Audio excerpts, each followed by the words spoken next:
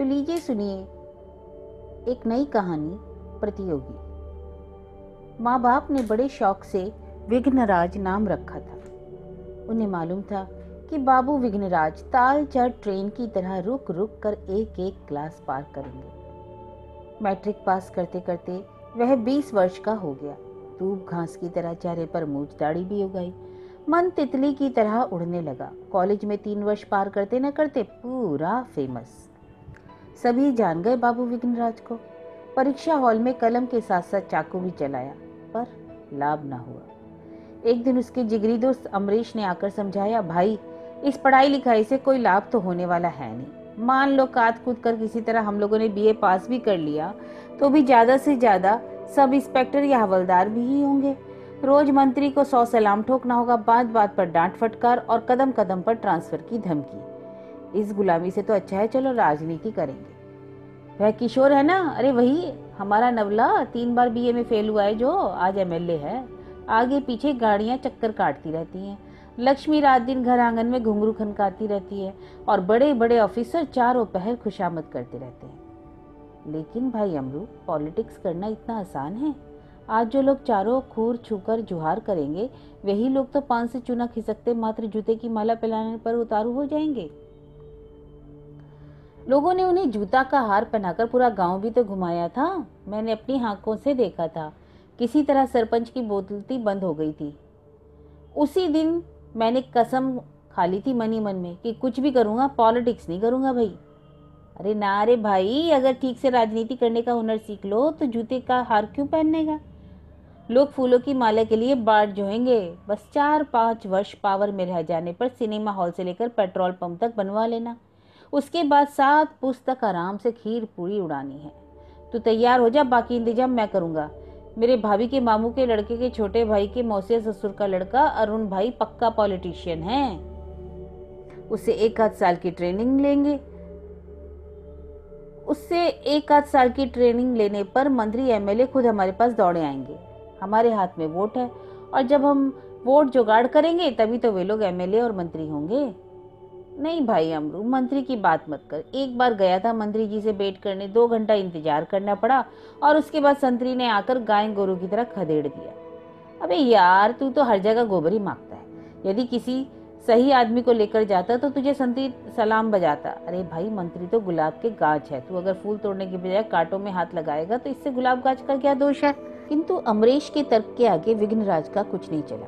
वह राजी हो गया। दोनों अरुण भाई के दरबार में पहुंचे। पैकेट में से थोड़ा सा पान पराग निकालकर मुंह में डालते हुए अरुण भाई ने कहा, वह सामने बिजली का खंभा दिखलाई पड़ रहा है, जानते हो एक चींटी को उस पर चढ़ने में कितना समय लगेगा? वह सीधे तो ऊपर नहीं पहुंच सकती, कई बार गिरेगी फिर उठेगी, तब कहीं ऊपर पहुंच पाएगी। पॉलिटिक्स में भी उसी तरह उठोगे, गिरोगे, फिर चढ़ने की कोशिश करोगे, तब कहीं जाकर ऊपर पहुंच पाओगे। इसमें काफी वक्त लगता है। यहाँ एक रात में दाढ़ी लंबी नहीं होती भाई, समय लगता है, समय। राजनीति के सभी दाव पे सीखने पड़ते हैं। दक्षता प्राप्त करने के पहले 1000 बार धरना, स्ट्राइक, घेराव, लाठीचार्ज के दौर से गुजरना पड़ता है, जेल जाना पड़ता है। क्या तुम लोग इसके लिए तैयार हो? अब तो विघ्नराज सोच में पड़ गए। सब तो बर्दाश्त कर लेंगे, किंतु पुलिस के लंबे डंडे का जबरदस्त प्रहार, ना रे बाबा ना, मुझे नहीं करनी राजनीति। अमरीश ने विघ्नराज के चेहरे पर उभरती हुई झिझक की रेखाओं को परखा।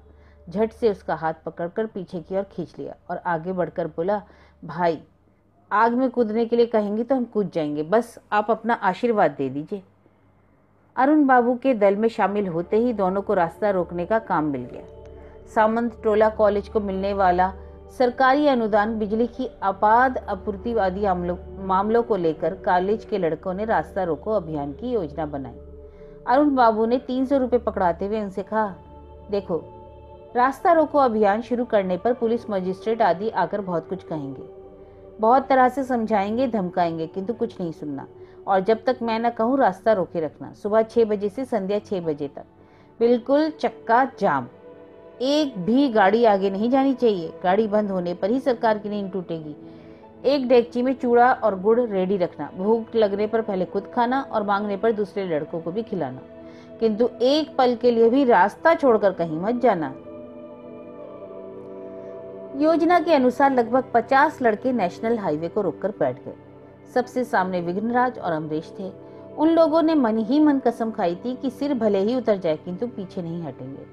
देखते ही देखते सैकड़ों गाड़ियां एक के बाद एक आकर खड़ी हो गई। पुलिस आई, मजिस्ट्रेट आए। उन लोगों ने बहुत समझाया किंतु लड़कों के कानों पर जू न रेंगी। सब के सब डटे रहे। ड्राइवरों के नेता आगे आकर बोले, सर आप हम लोगों को छोड़ दीजिए, हम लोग इन्हें समझ लेंगे। ताज जिंदगी याद रखेंगे इस रास्ता रोको अभियान को। लेकिन कुछ ऐसा वैसा नहीं होना चाहिए, धीरज से काम लेना, मजिस्ट्रेट साहब ने समझाया। 3-4 घंटे बाद अरुण बाबू आए। उन्होंने लड़कों को बताया कि सरकार ने हमारी सारी मांगों पर सहानुभूति पूर्वक विचार करने का वचन दिया है। लड़कों ने अरुण बाबू का इशारा पाते ही रास्ता रोको अभियान समाप्त कर दिया। बांध के टूटते ही जैसे पानी का रेला हर हर करके आगे की ओर भागता है, उसी तरह राजपथ पर गाड़ियों की लंबी कतार आगे बढ़ गई। अरे वाह, तुम लोग दिन भर यहाँ धूप बतास में कूदफात करते रहे और तुम्हारे अरुण भाई पार्टी वाले से 5,000 रुपये ऐड गए। विरोधी पार्टी के एक छोटे भैया ने आकर जब उन लोगों से कहा तो उन लोगों ने अपना माथा पीट लिया। विरोधी नेता की बातें सुनकर विघ्नराज ने अमरीश से कहा, बात सच लगती है। यदि ऐसा नहीं होता तो हमें 6 बजे सुबह से शाम 6 बजे तक का रास्ता रोकने के लिए कहा गया था और खुद तुम्हारे अरुण भाई ने 10 बजे दिन में ही आंदोलन क्यों तोड़ दिया?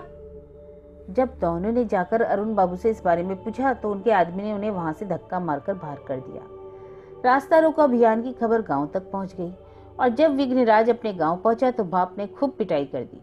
विघ्नराज रात को ही गांव छोड़कर अमरीश के पास शहर लौट गया। विघ्नराज ने अमरीश से कहा, भाई कोई और रास्ता निकालो, यह पॉलिटिक्स तो मुझसे नहीं होगी। ऐसा कोई धंधा बताओ जिसमें हर्रे लगे, न फिटकरी और रंग भी चोखा है। बस 1-2 साल में किसी तरह हम लोग लखपति बन जाए।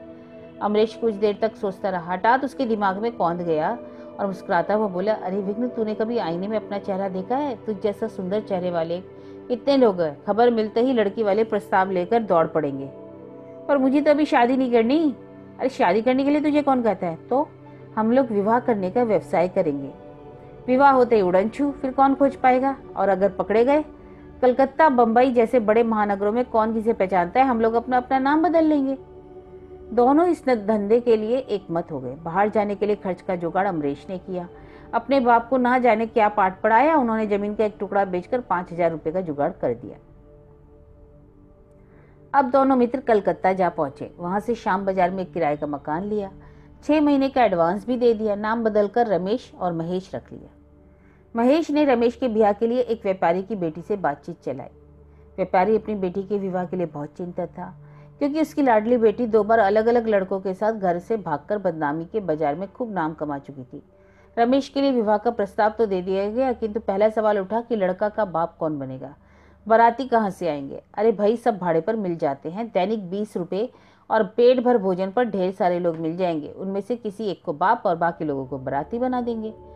भाड़े के बाप और बारात को लेकर विवाह कार्य संपन्न हुआ। दहेज में बहुत से सामानों के साथ 10,000 रुपये नगद मिले। उसी रात को घड़ी, अंगूठी, हार और 10,000 रुपये नगद लेकर दोनों मित्र चंपत कलकत्ता से बनारस, बनारस से इलाहाबाद, दिल्ली, बड़ौदा, बंबई होते हुए जब 2 वर्ष बाद वे लोग पुनः कलकत्ता वापस आए तो उनकी वेशभूषा, चेहरे मोहरे में काफी बदलाव आ गया था।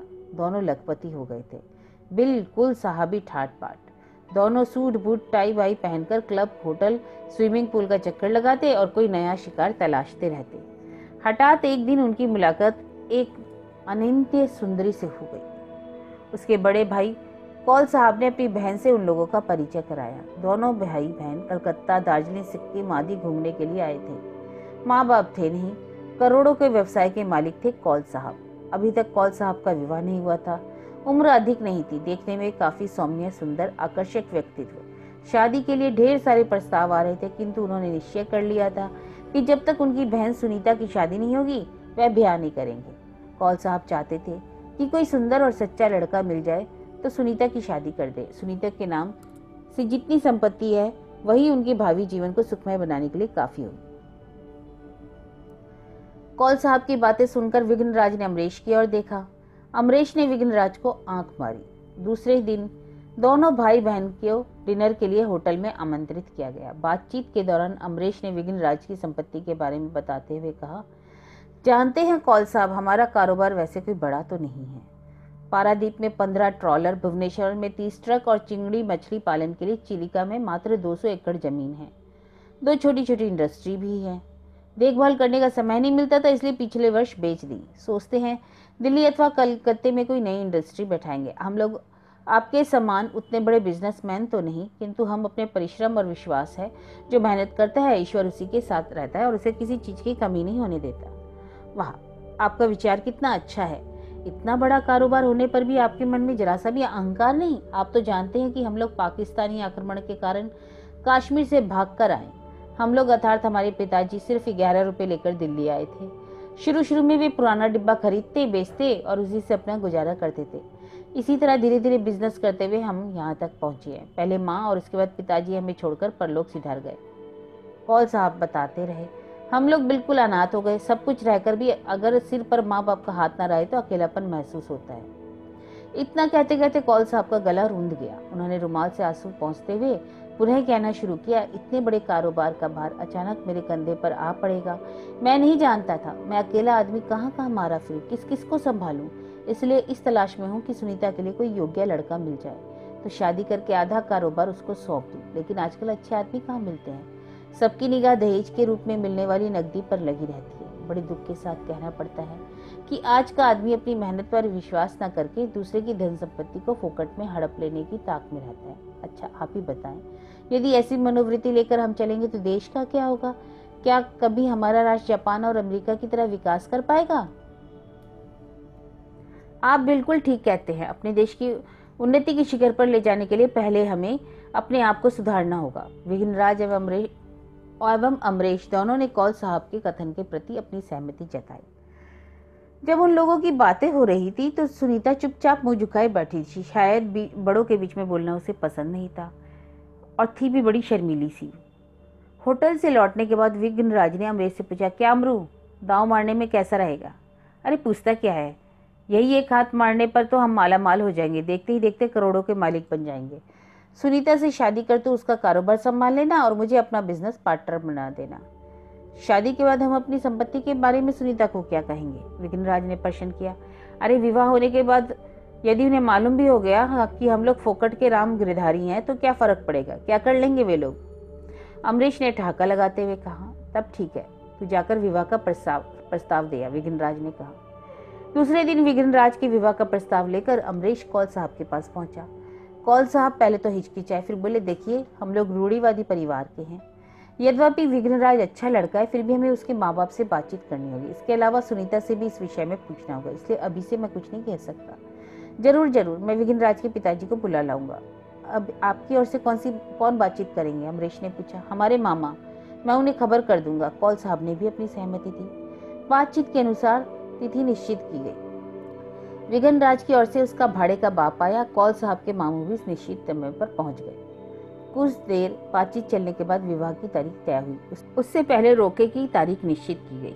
सप्ताह भर बाद अमरीश को बुलाकर कौल साहब ने कहा, आप तो जानते हैं व्यापारी समुदाय का मनोभाव कैसा होता है, इसलिए सगाई के समय अगर आपकी ओर से यथेष्ट गहने नहीं दिए गए तो समाज में चर्चा शुरू हो जाएगी। अब तो सिर्फ 2 ही दिन रह गए। मुझे मालूम है कि आप इतना जल्द इतने सारे रुपए जुगाड़ नहीं कर पाएंगे। मैं 3 लाख रुपए का चेक काट देता हूँ।